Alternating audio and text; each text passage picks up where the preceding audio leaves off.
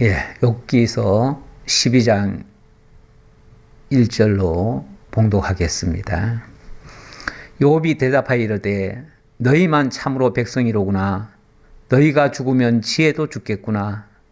나도 너희같이 생각이 있어 너희만 못하지 아니하니 그 같은 일을 누가 알지 못하겠느냐. 하나님께 불러 아뢰어 들으심을 입은 내가 이웃에게 웃음거리가 되었으니 의롭고 온전한 자가 조롱거리가 되었구나. 평안한 자의 마음은 재앙을 멸시하나 재앙이 실족하는 자를 기다리는구나. 강도의 장막은 형통하고 하나님을 진노하게 하는 자는 평안하니 하나님이 그의 손에 후히 주심이니라. 아멘. 강도의 장막은 형통하고 하나님을 진노하게 하는 자는 평안하다. 이것이 불의한 세상의 모습입니다. 불의한 세상은 이런 모습들이 참 많습니다. 그래서 사람들이 때때로 그런 혼란을 빚습니다. 도대체 이 땅에서 착하게 사는 것이 무슨 의미가 있느냐? 바르게 살려고 발버둥 쳤는데 돌아오는 것은 억울한 일을 당하고, 그리고 악인들이 잘 되는 모습들이 너무나 많이 보여지니까 때때로 나도 저렇게 살아야지, 착하게만 살아서 무슨 의미가 있나, 이런 자괴감이 들 때도 있지요. 많은 사람들이 이런 것들 때문에 세상 살아가는 것을 힘들어합니다. 자기가 열심히 하면 하는 만큼 대가가 돌아오고, 또 자기가 선을 행하면 선한 만큼 정말 보상을 받는다면 누가 선을 행하지 않겠으며 누가 열심히 하지 않겠습니까? 그런데 그렇게 해도 잘 안 될 때가 많으니까 그 불의한 세상을 향해서 내가 힘을 쏟아도 소용이 없구나라는 이런 생각들 때문에 많이들 힘들어하는 겁니다. 사실 우리가 잘못해서 벌을 받는 것은요, 그건 그렇게 억울하지 않습니다. 그만큼 잘못했기 때문에 당연하다고 느끼죠. 그런데 잘못을 해놓고도 죄책감이 없는 사람도 가끔은 있어요. 내가 뭘 잘못했냐고 오히려 더 큰 소리 치는 사람도 있긴 있어요. 그런 사람들은 사실은 양심이 화인 맞은 사람들이죠. 잘못을 해놓고도 잘못을 모르는 것은 양심이 마비됐다고도 볼 수 있죠. 그런데 정말 깨어있는 사람이라면, 양심이 살아있는 사람이라면, 하나님 앞에 사는 사람이라면 우리가 그렇게는 생각하지 않을 것입니다.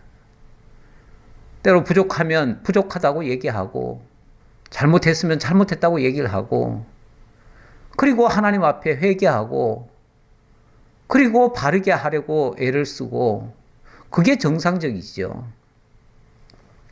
그런데 그렇게 하지 않는 경우가 참 많아요. 그러다 보니 또 억울하게 느끼는 사람도 많고요. 어찌 보면 오늘 욥도 상당히 억울해합니다. 욥은 아무리 생각해봐도 자기가 정말 이렇게 천벌을 받을 만큼 그 정도의 악행을 한 적은 없는 것 같은데, 그런데 지금 당하고 있는 모습은 이거는 정말로 천벌을 받는 모습이거든요. 그렇잖아요. 인간이 감내할 수 있는 일이 아니에요. 이거는 욥이 지금 당하고 있는 것은 인간이 감내해 줄 수 있는 그런 일들이 아니라고요. 누구도 참을 수 없는 일입니다. 누구도 견딜 수 없는 일이에요. 정말 이 상황이 되면 누구든지 다 죽고 싶은 심정밖에 없어요. 더 이상 삶에 대한 희망이 없는 거예요. 그래서 하나님 앞에 호소할 때 제발 좀 죽여달라고까지 얘기를 하잖아요. 사람이 너무 큰 극심한 고통에 빠지면은 차라리 죽기를 원합니다. 아니, 살만 하면은 왜 죽으려고 하겠어요? 웬만큼만 해도 어떻게 해서든지 살려고 발버둥 치지 죽으려고 발버둥 치는 사람은 없습니다. 죽으려고 발버둥 치는 사람은 정말로 힘든 사람이에요. 정말로 고통스러운 사람이고 정말로 억울함을 느끼는 사람이에요. 그래서 갑자기 정말 극단적인 생각을 하시는 분들은 어떤 면에서 참 억울한 사람일 수도 있어요. 물론 판단 잘못하는 것일 수도 있는데 그만큼 힘들다는 얘기고 그만큼 정말 억울한 마음도 있어서 그런 거예요. 지금 욥의 마음이 사실은 그렇게 억울한 마음이에요.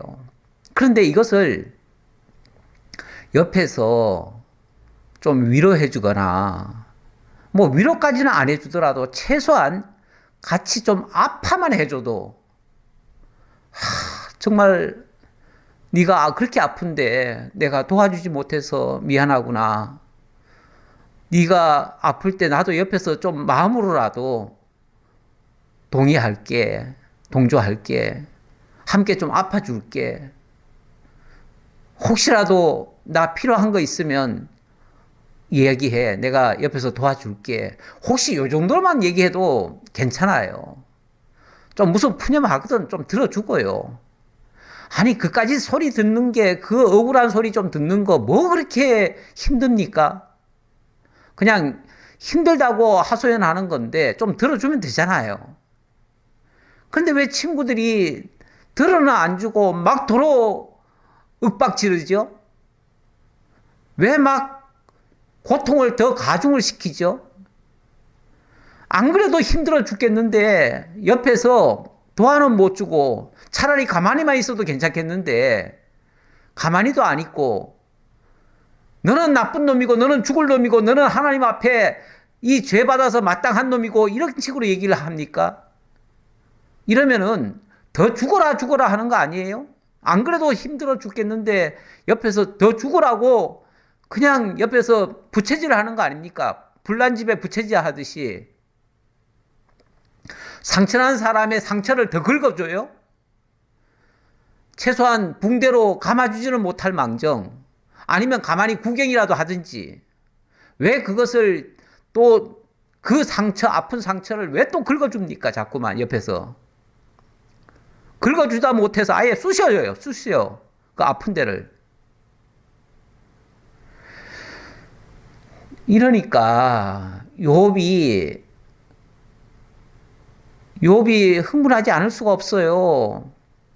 그래서 욥이 또 대답을 하는 거예요. 정말 얘기를 더 안 했으면 좋겠는데 저는 제3자로서 만약에 욥과 욥의 친구가 있다면 저는 제3자로서 참 욥도 좀 조금만 더 참는 김에 좀 더 참지라고 말하고 싶은데 제가 욥의 입장이 되면은 저도 못 참을 겁니다. 아마 절대 못 참지요. 저는 더 하겠지요.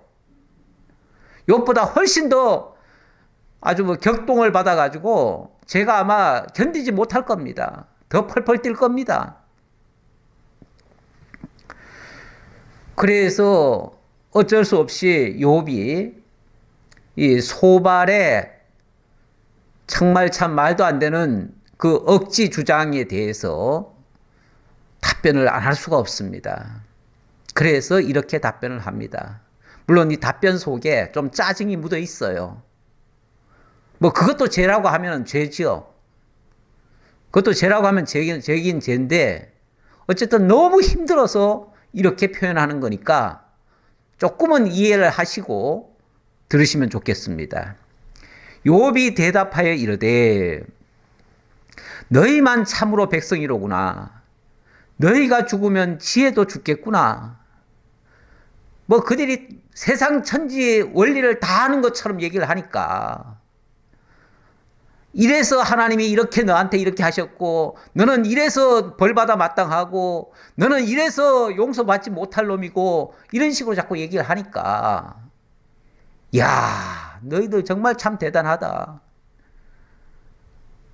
너희만 진짜 하나님을 제대로 섬기는 백성인가 보구나. 그리고 너희가 죽으면 지혜도 죽겠구나 하는 말은 너희가 그렇게 판단하는 거 보니까 만약에 너희가 아니라면 이 세상에 지혜라고 하는 건 없겠구나. 뭐 이런 식으로 지금 어찌 보면 약간 비아냥거리듯이 얘기하긴 하는 건데 너무 어처구니가 없어서 지금 하는 소리예요. 그러면서 나도 너희 같이 생각이 있어 너희만 못하지 아니하니 그 정도의 생각은 누구나 할 수 있기는 있는 거예요. 있는데 그런 생각은 할 수 있지만 우리가 생각난다고 다 말합니까? 우리가 경우에 따라서는요.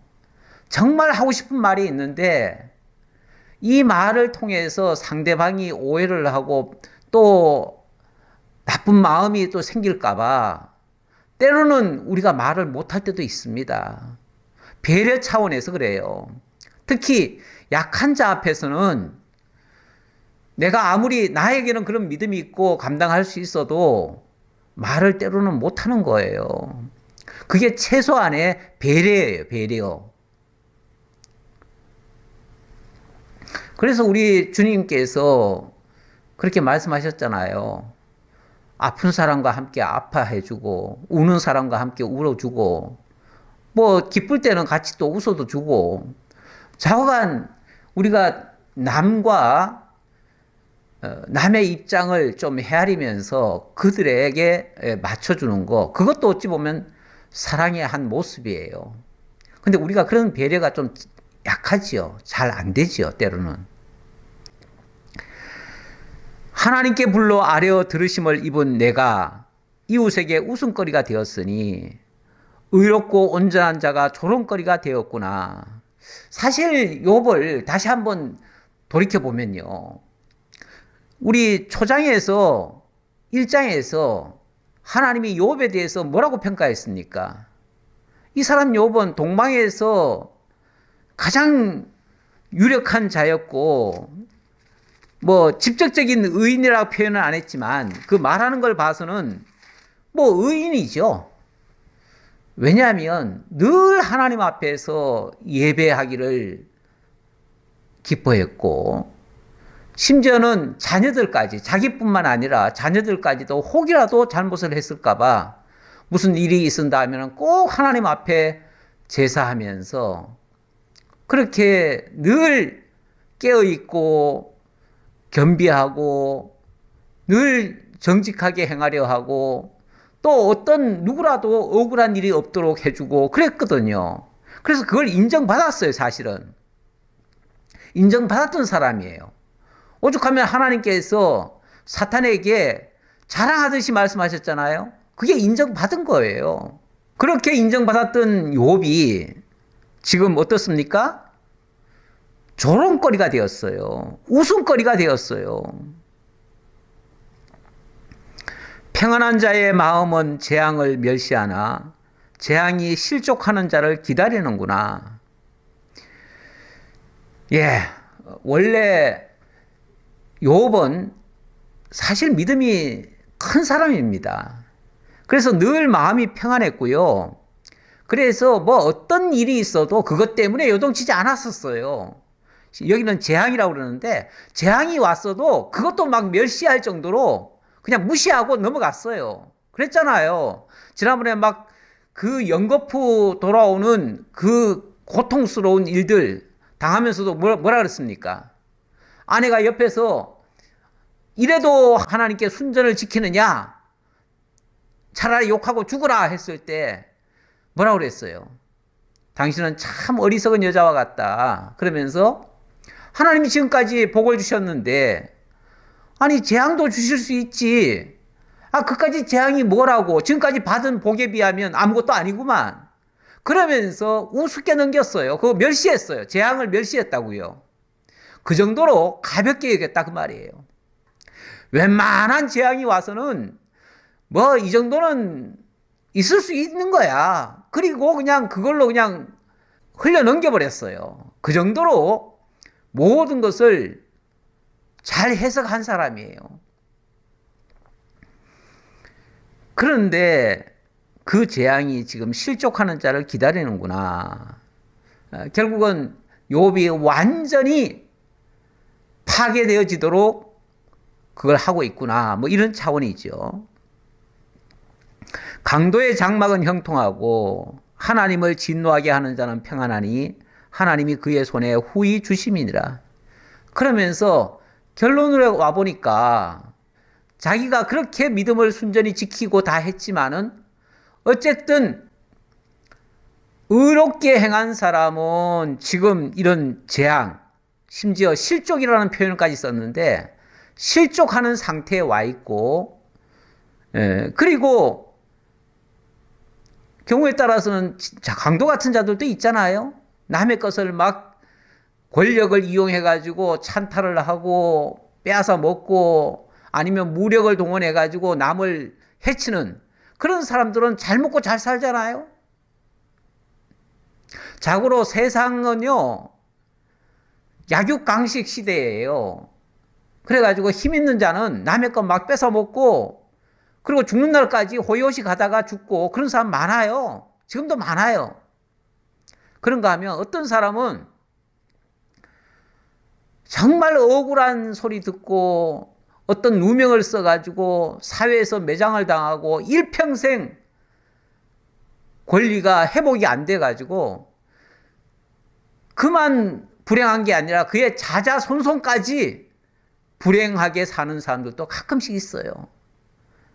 옛날에 억울한 누명 쓰고 간첩이 돼가지고 사형당하고 아니면 그 가족이 전부 다 빨갱이 집안으로 몰려가지고 일평생 아무것도 못하고 그렇게 살다가 나중에 그것이 다시 재심이 있어가지고 무죄로 나오는 경우가 가끔 있잖아요. 그럼 그 사람은 뭐예요? 그 가족들은 뭐예요? 일평생 억울한 소리만 듣고 사회에서 매장당하고 손가락질 당하고 버림받다가 마지막에 명예회복은 좀 됐을지 모르지만 이미 뭐 그 가족들 다 죽고 뭐 아버지 때까지 다 불행하고 그 자녀들은 그러니 그런 집안에서 뭐 제대로 배웠겠어요. 무슨 좋은 뭐 대학을 나왔겠어요. 좋은 취직을 했겠어요. 결국 막노동판으로 골골 하다가 그냥 다 고통 속에서 죽어간 사람들이 얼마나 많습니까? 이렇게 강도의 장막은 형통하고 하나님을 진노하게 하는 자는 평안하다. 이런 경우도 많다 그 말이에요. 옛날에 그 악한 일을 했던 사람들이 끝까지 나라에서 높은 자리에 있으면서 많은 부귀영화 누리고 마지막에는 국립묘지에 장사되고 사람들로부터도 추앙받고 이런 사람들도 있어요. 어찌 보면 세상은 불완전하기 때문에 선악을 분별하는 기준도 분명치 않아요. 그래서 어떤 경우는 정말 이렇게 억울한 경우도 있어요. 그러니까 세상은 그렇게 잘못된 판단에서 정치적으로 또는 뭐 하더라도 우리는 그렇게 하면 안 된다 그 말이에요. 우리는 좀 더 냉정하게 객관적으로 봐야 되고요. 남들이 다 돌팔매질 한다고 같이 돌팔매질 하면 안 되고요. 남들이 나쁘다고 해서 우리도 같이 똑같이 나쁜 놈 이렇게 하면 안 돼요. 예. 예. 욥에 대해서도 세 친구는 다 나쁘다고 하지요. 하지만 우리마저도 욥은 나쁜 놈이야 이렇게 말하면 안 돼요. 그런데 제가 여러분들의 그 강론을 좀 들어봤는데 대체적으로 욥을 나쁘게 보더라고요. 물론 욥 전체적으로는 나쁘지 않은데 욥도 많은 잘못을 했다. 그래서 이런 형벌을 받은 거다. 이런 식으로는 다들 얘기하는 것 같더라고요. 그런데 저는 거기에도 동의를 못해요. 진짜 이 고통이 꼭 그 죄로운 게 아니다. 욥은 그렇게 말하는 거예요. 욥은 이거는 하나님의 절대 주권에 의한 거다. 그래서 욥이 말하기를 의인이 고난을 받을 수도 있고 악인이 형통할 수도 있다. 이러면서 이 얘기를 하는 거예요. 제가 이 부제로 이렇게 적어봤어요. 강도의 장막이 형통하면 무엇으로 설명할 것인가? 만약에 착한 일을 해서 그들이 복을 받고 또 너는 나쁘기 때문에 지금 벌 받는 거다라고 한다면 그러면 진짜 나쁘게 사는 사람들이 형통하는 것은 뭘로 설명할 수 있겠느냐 그 말이죠. 그래서 이거는 그 사람의 행위에 따른 형벌이라기보다는 하나님의 절대 주권에 의한 것이다. 그래서 이런 예는 뭐 수없이 많아요. 여기뿐이 아니에요. 오죽하면 시편 기자, 이거는 어찌 보면 다윗의 말 같기도 한데요.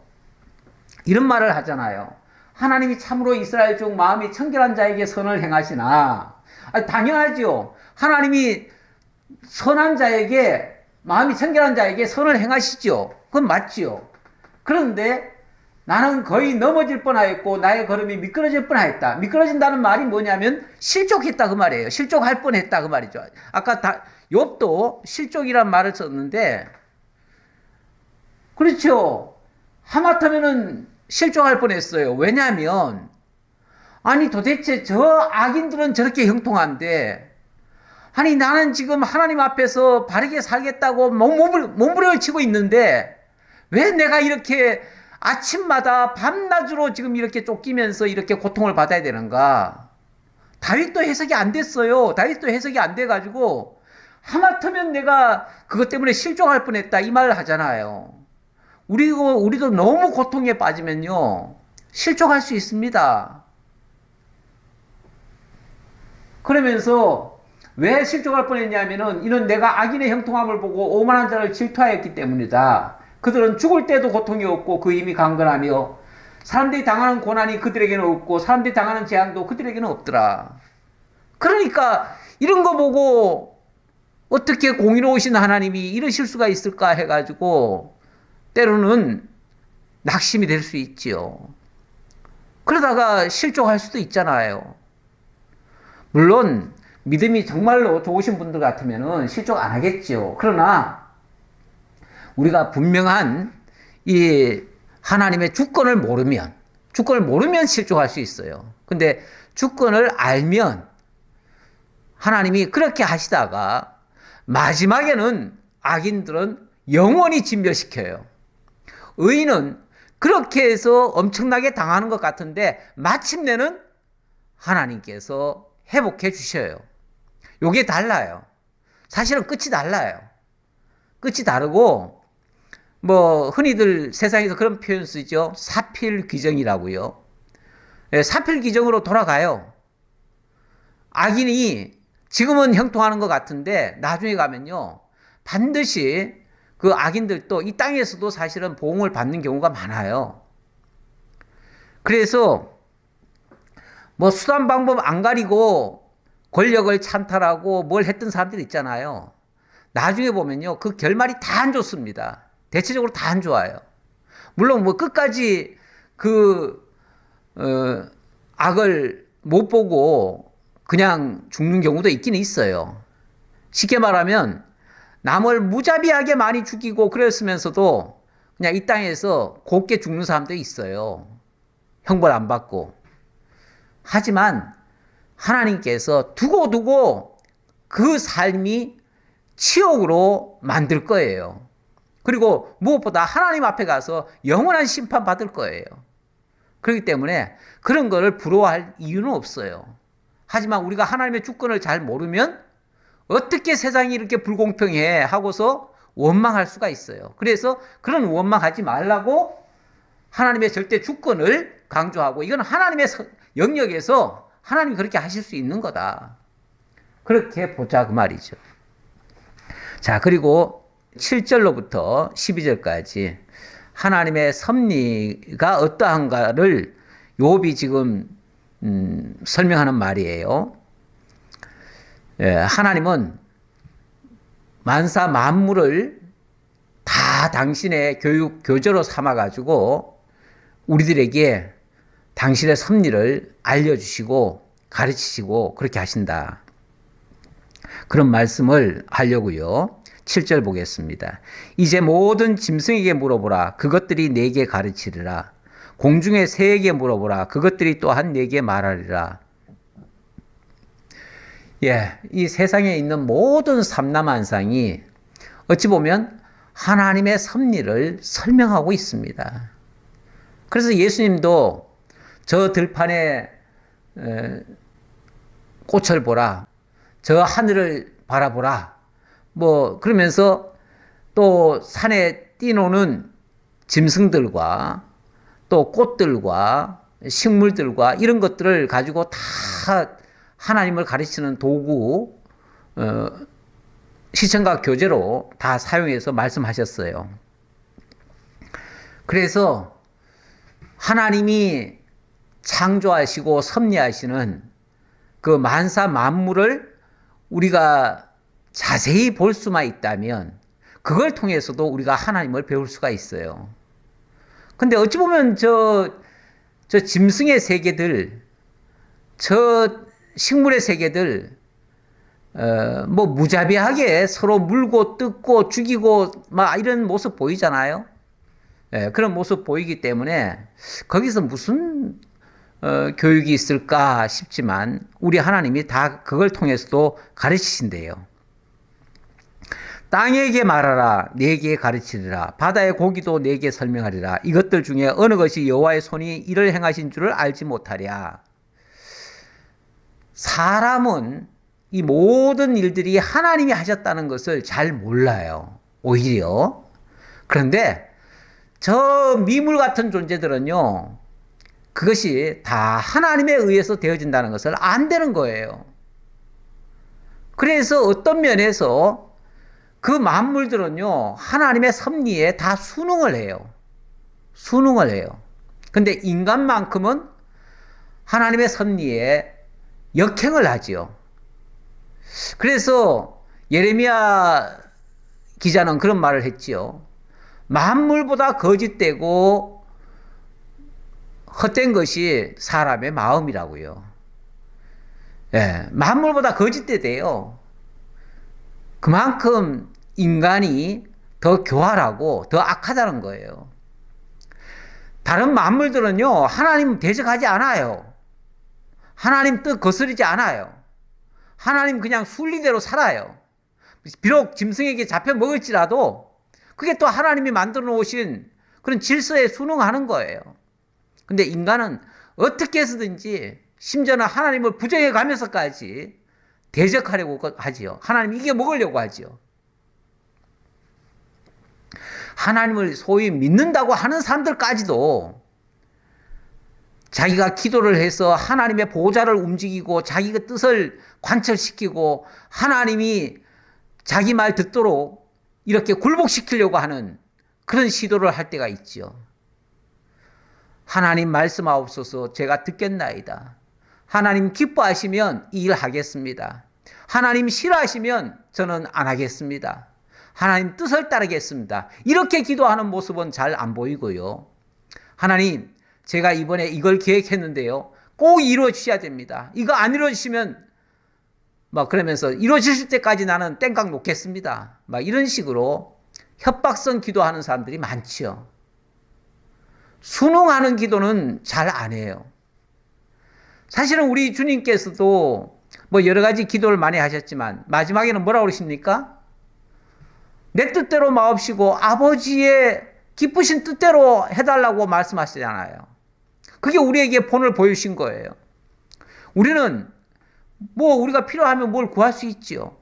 구하더라도 마지막에는 내 뜻대로 마옵시고 아버지 뜻대로 되기를 원합니다.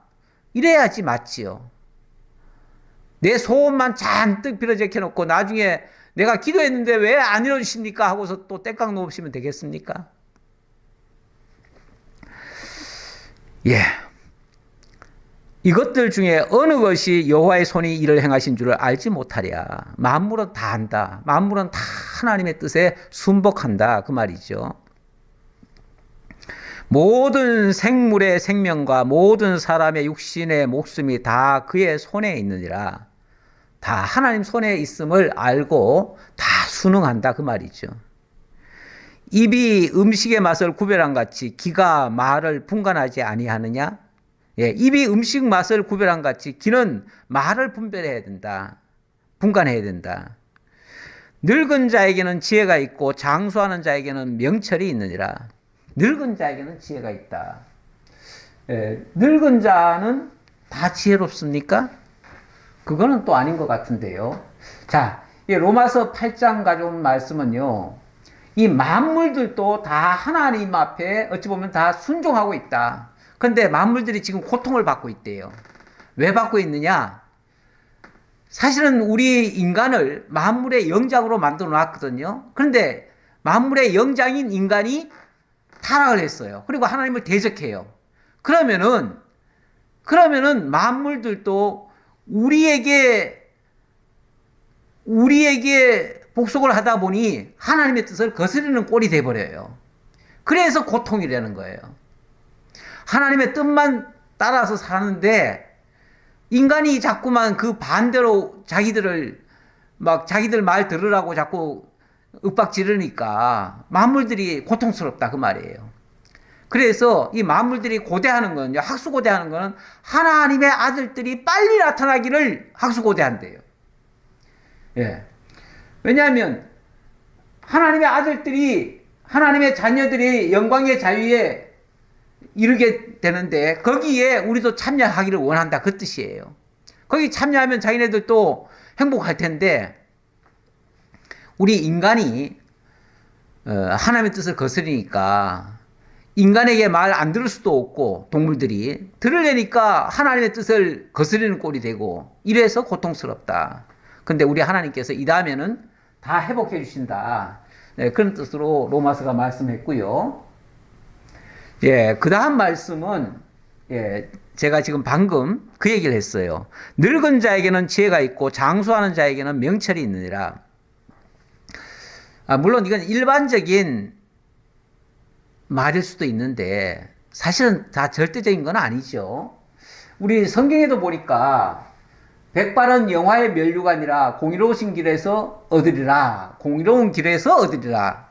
이 영화의 면류관을 공의로운 길에서 얻을 것이다 그 말이에요. 다시 말하면 나이가 많고 머리가 희다고 해서 다 영광이 아니고 하나님의 공의로운 길로 가는 사람에게서 이 영화가 있다 그 말이죠. 영화의 면류관이 있을 것이다 그 얘기죠. 이거는 전제가 있어요. 쉽게 말하면 하나님의 뜻에 순복하는 사람, 하나님을 이해하고 깨닫고 하나님을 따라가는 자들, 그들에게는 정말로 영광이 있을 수 있어요. 그래서 레위기에서 보면 레위기 19장 32절에서 보면 너는 샘머리 앞에서 일어서고 노인의 얼굴을 공경하며 내 하나님 여호와를 경외하라. 나는 여호와니라. 이렇게 얘기를 해요. 자, 이 말은 여기도 분명히 그렇게 얘기하죠.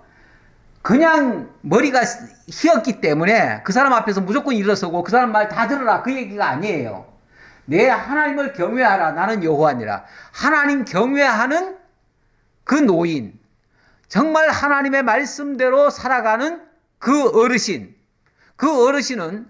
정말 하나님의 뜻을 아는 사람이고 하나님의 인도를 받는 사람이에요. 그런 사람의 말은 경청할 필요가 있죠.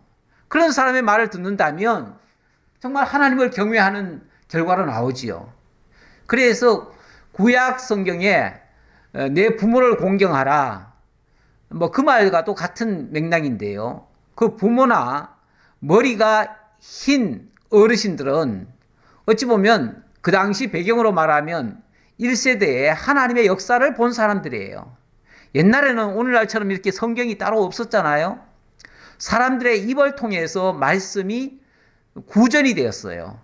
입으로 전해졌다 그 말이에요. 입으로 전해지다 보니 어른들은 바로 하나님을 경험한 사람이고 하나님의 말씀을 깨닫고 있는 사람들이에요. 그러니까 그 사람의 말을 들으면은 하나님을 경외하게 되어져요. 그런 의미에서 정말 이 늙은 자에게 지혜가 있다. 그리고 장수하는 자에게는 명철이 있다. 명철이라고 하는 게 어찌 보면 정말 깨달은 사람, 깨어있는 사람, 하나님을 정말 발견한 사람, 하나님 앞에 순종하는 사람이잖아요. 그런 사람의 말을 들으면 당연히 하나님을 경외하게 되겠지요. 그러나 하나님 없이 정말 나이만 많이 먹은 사람, 그런 사람은 지혜롭다고 말할 수는 없어요. 그런 사람이 명철한 사람이라고 말할 수는 없어요. 어떤 경우는요, 나이가 들면 들수록 자기 고집만 세지는 경우도 있어요. 그래서 어른이 돼가지고 남의 말 하나도 안 들어요. 자식들 말 하나도 안 들어요. 그리고는 자기가 지금까지 살아온 그것만 주장하는 거예요. 아니, 세상이 얼마나 많이 바뀌었고 얼마나 많은 새로운 지식이 나왔는데 옛날 고리타분한 이야기만 계속하고 있으면은 그게 어떻게 지혜롭다고 할 수 있겠습니까? 지금 시대가 어떤 시대인데요. 지금 스마트폰으로 온 세계를 지금 다 들여다보는 이런 시대인데 온갖 정보를 다 알고 있습니다. 젊은이들이.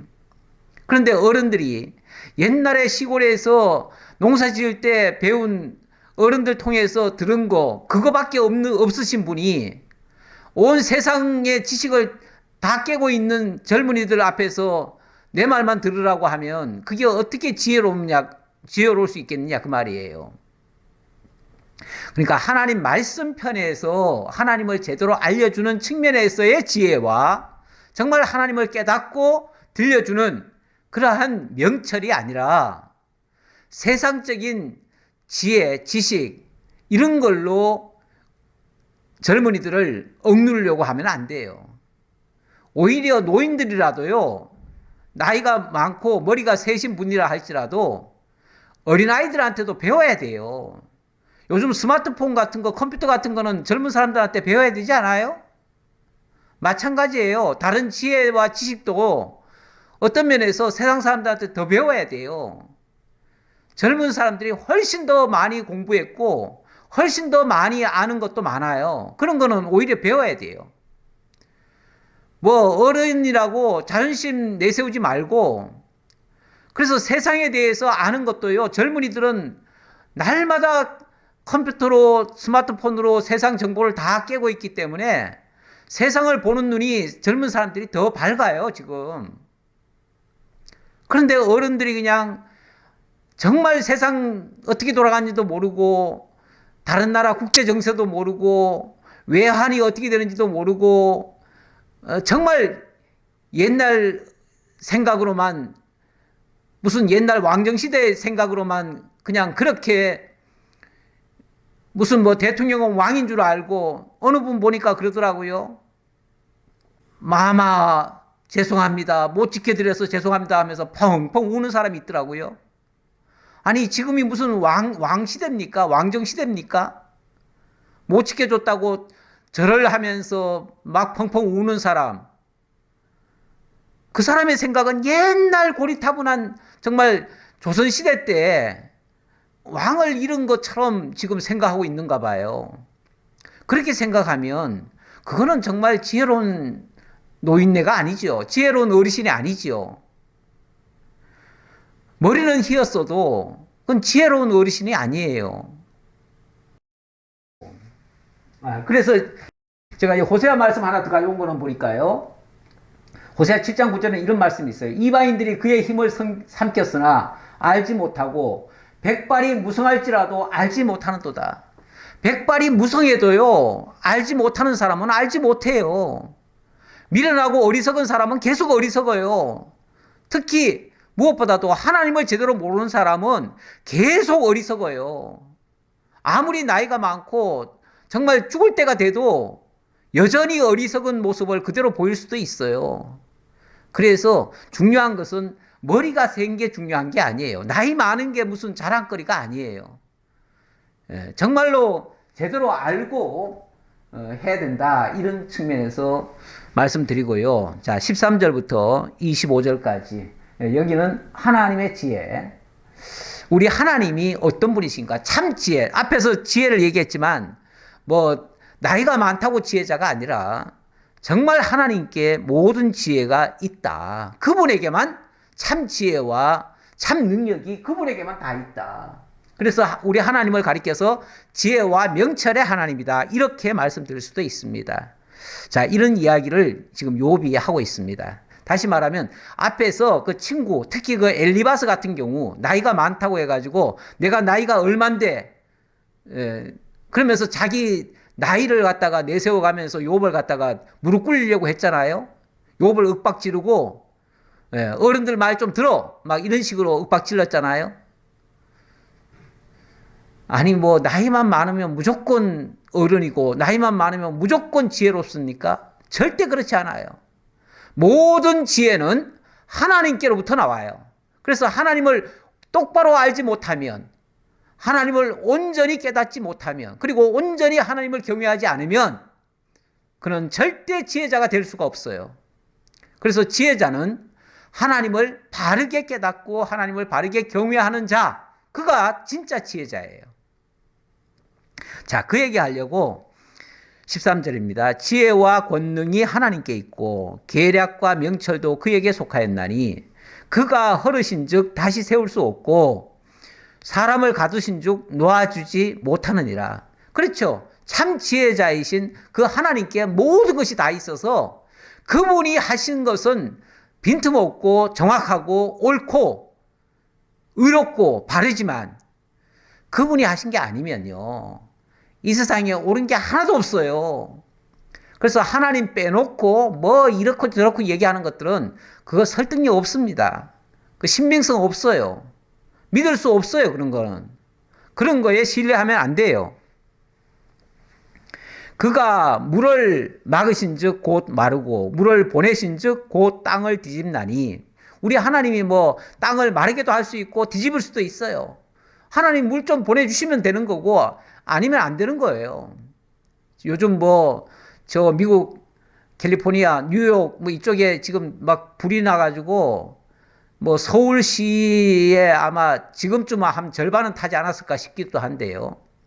그 정도의 많은 면적을 다 불태우고 뭐 그 경제적 손해도 어마어마하게 많대요. 그런데 이걸 걷잡지를 못해요. 그 미국이 최고 첨단의 나라고 첨단의 기술을 다 가지고 있는데 그 불 하나를 못 꺼요. 못 끄는데 모르겠습니다. 혹시 눈이나 비가 만약에 내린다면 한순간에 꺼져요. 한순간에. 전에 저기 설악산인가 어딘가 그때 한번 총회에서 행사가 있어가지고 갔는데 그때 그 시장이 나와가지고 그런 소리를 한번 하더라고요.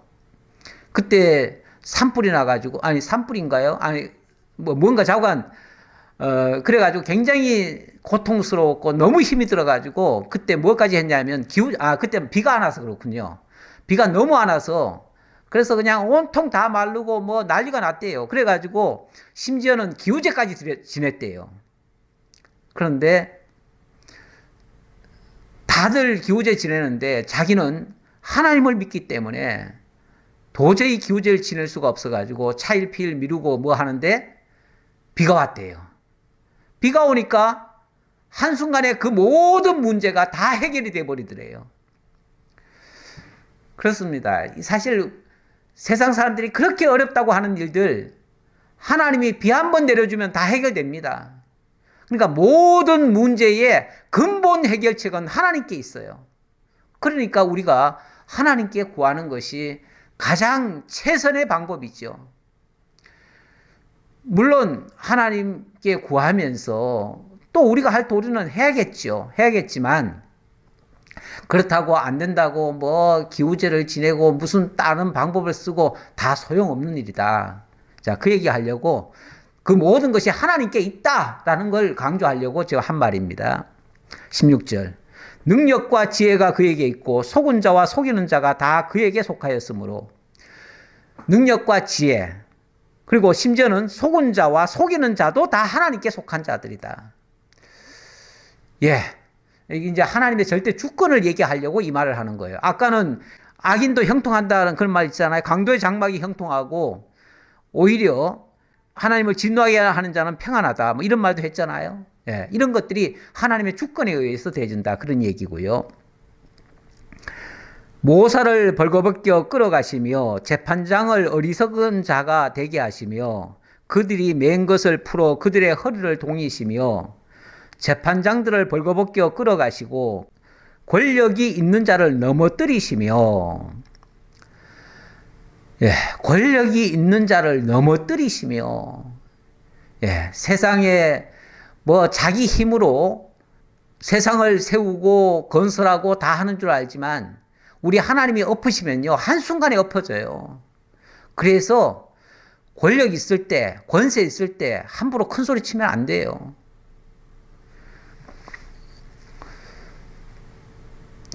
뭐 지금 대통령도 몇 년 전에 뭐 그런 말을 했었죠. 그 5년짜리 대통령이 겁대가리가 없다고 이런 표현을 썼는데 그 말이 자기한테도 해당이 됐어요. 그래서 우리가 함부로 큰 소리 치면 안 되고요. 함부로 남을 정죄하면 안 돼요. 남을 정죄하면 그 정죄하는 것이 결국은 자기를 정죄하는 결과가 돼버려요. 그래서 정말 우리가 하나님 믿는 사람들은요, 말 한마디가 너무 겁이 납니다. 때로는. 정말 생각 잘하고 얘기를 해야 되고요. 함부로 얘기하면 안 돼요. 그러니까 남을 정죄하듯이 절대 얘기하지 마세요. 어떤 경우에도.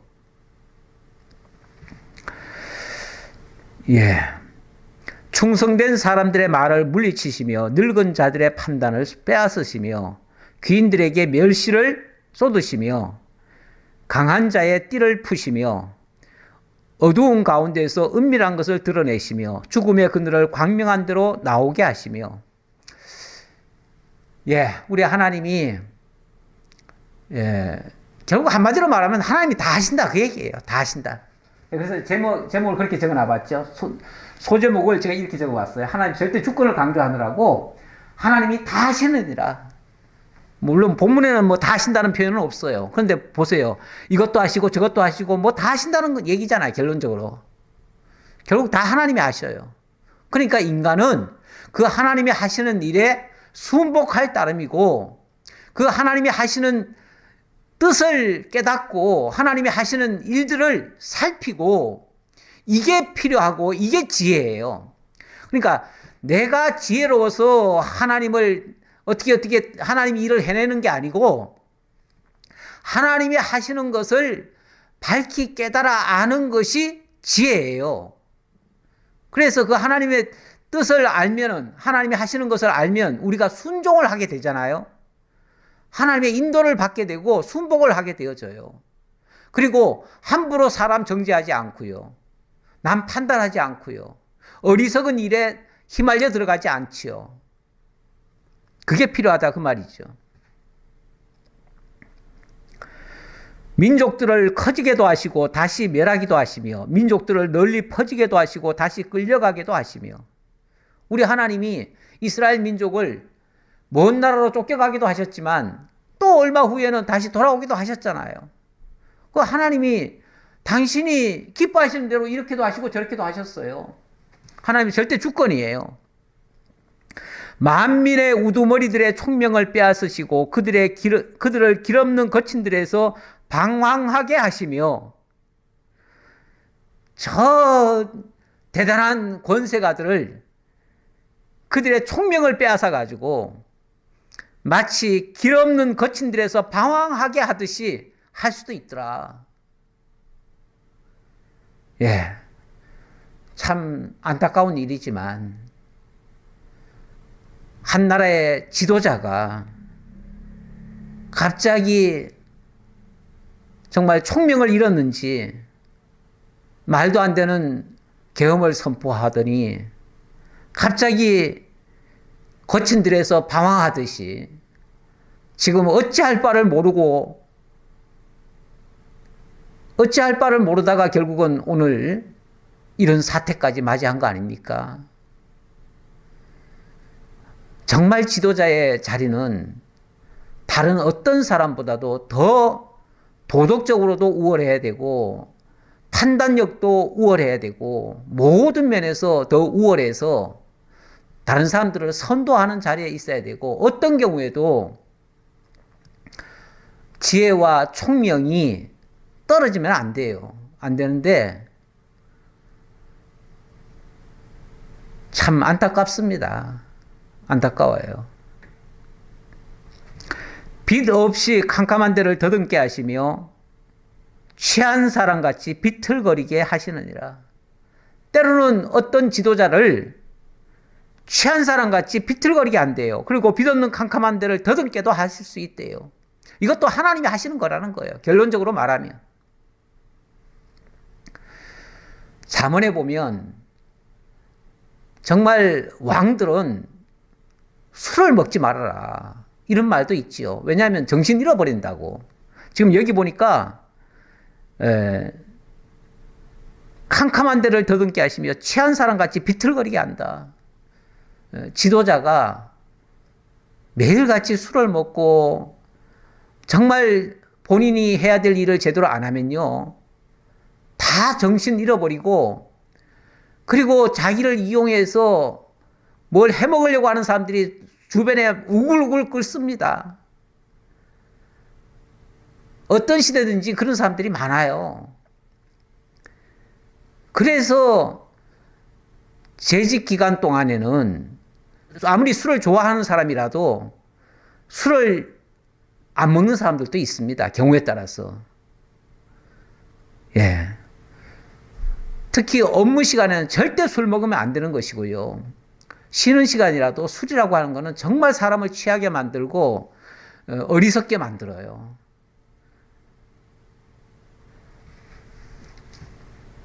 술이라는 게 꼭 진짜 먹는 술만이 아니라 어딘가에 취하는 거를 다 술에 취했다고도 얘기를 해요.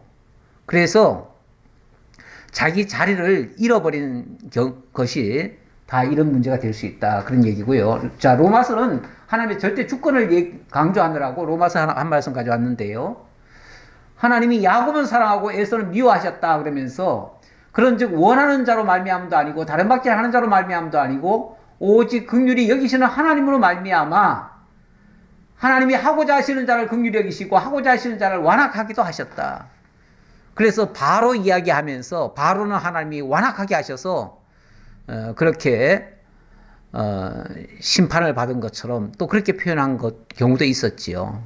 어쨌든 오늘 이 마지막 말씀은 하나님이 다 하셨다, 그 얘기를 하고 오늘 말씀 마치도록 하지요. 자, 기도하겠습니다. 감사합니다, 하나님. 세상 나라이지만 참으로 권세를 쥐었던 자가 정말 안타까운 그런 일을 당했습니다. 아버지 하나님, 그의 지혜와 총명을 주셔서 지도자로서의 자리를 바르게 지켰어야 하는데 마치 어디에 취한 것처럼 정신을 잃고 욕망이 이끄는 대로 또는 악인들이 하자는 대로 따라갔다가 어려움을 겪는 그런 일들도 있었던 것 같습니다. 아버지 하나님, 저희가 판단하기는 어렵지만 그러나 우리에게 경종을 울리는 것만은 틀림없습니다. 정말 깨어있게 하시고 어떤 경우에도 하나님 외에 다른 것에 취하지 않게 하시고 세상 권력을 탐하지 않게 하시고 세상 물질이나 욕심을 따르지 않게 하시고 항상 깨어서 하나님의 나라와 그의 의를 구하며 하나님의 뜻을 쫓아서 살아가는 저희 믿음의 사람들 다 될 수 있도록 인도해 주옵소서.